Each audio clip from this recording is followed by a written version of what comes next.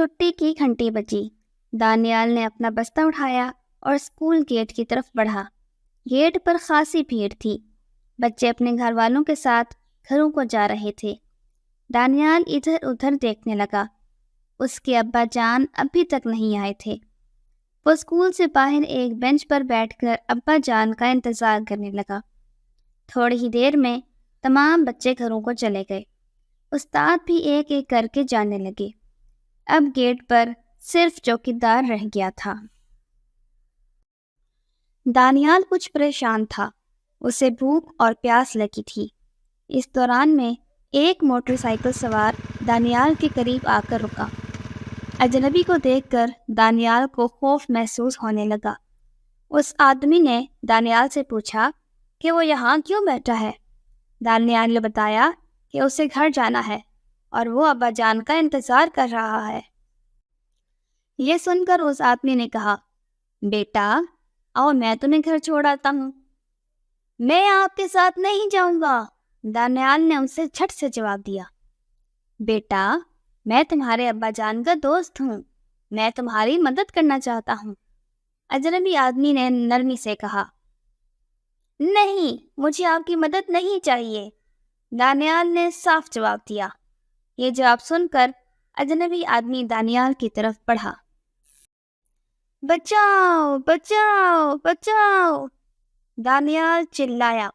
دراصل دانیال کو اپنی استانی جی کی بات یاد آ گئی تھی کہ کوئی اجنبی تمہیں اپنے ساتھ زبردستی لے جانے کی کوشش کرے تو شور مچا دو۔ دانیال کی آواز سن کر چوکیدار دوڑا دوڑا آیا۔ چوکیدار کو آتا دیکھ کر اجنبی نے جلدی سے موٹر سائیکل سٹارٹ کی اور وہاں سے بھاگ نکلا۔ چوکیدار آیا تو دانیال نے ساری بات بتا دی۔ چوکیدار نے کہا، بیٹا شکر ہے تم نے شور مچا دیا اور بچ گئے، ایسے آدمی بچوں کو اغوا کر کے لے جاتے ہیں۔ اس دوران میں دانیال کے ابا جان بھی آ گئے۔ آج انہیں اس لیے دیر ہو گئی تھی کیونکہ ان کی موٹر سائیکل راستے میں خراب ہو گئی تھی۔ چوکیدار نے دانیال کے ابا جان کو سارا واقعہ کہہ سنایا۔ دانیال کے ابا جان یہ سن کر پریشان ہو گئے۔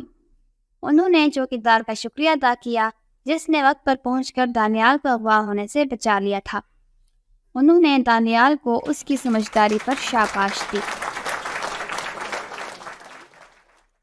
گھر پہنچ کر ابا جان نے دانیال سے کہا، بیٹا آج تم نے بہت سمجھداری دکھائی، مزید احتیاط کی ضرورت ہے۔ جب تک گھر کا کوئی فرد تمہیں لینے نہ پہنچ جائے اسکول کے احاطے سے باہر نہ نکلو۔ اگر گھر سے تمہیں کوئی لینے نہ آئے تو اسکول کے چوکیدار یا اپنے استاد صاحب کو بتاؤ۔ کسی اجنبی سے کچھ لے کر نہ کھاؤ، نہ کسی سے پیسے لو۔ کوئی اجنبی تمہارا جسم اور چہرے کو چھوئے تو اسے سختی سے منع کر دو۔ دانیال نے وعدہ کیا کہ وہ ابا جان کی ان باتوں پر عمل کرے گا۔ پیارے بچوں، کیا آپ بتا سکتے ہیں کہ چھٹی کے بعد گھر سے لینے کے لیے کوئی نہ آئے تو آپ کیا کریں گے؟ اگر آپ دانیال کی جگہ ہوتے تو کیا کرتے؟ کمنٹس میں ضرور بتائیں۔ اگر آپ کو یہ باتیں اچھی لگی تو لائک کریں اور دوسروں سے بھی شیئر کریں۔ اللہ حافظ۔